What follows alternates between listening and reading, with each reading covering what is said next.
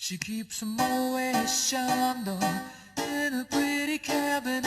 Let them eat cake, she says, just like Marie Antoinette.